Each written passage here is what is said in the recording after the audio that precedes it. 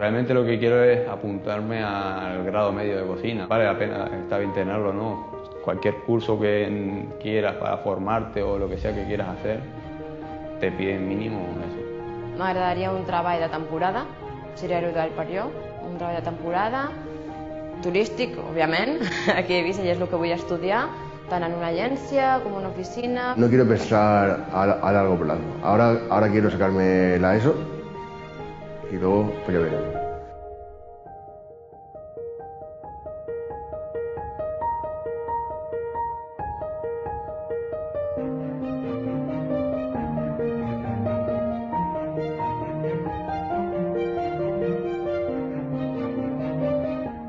M'han dat oportunitat, els professors m'han ensenyat molt bé. Estepa jo penso que és un lloc on t'obrin portes o t'ensenyen camins que tu no havies vist o formes de fer les coses i sobretot t'apoyen.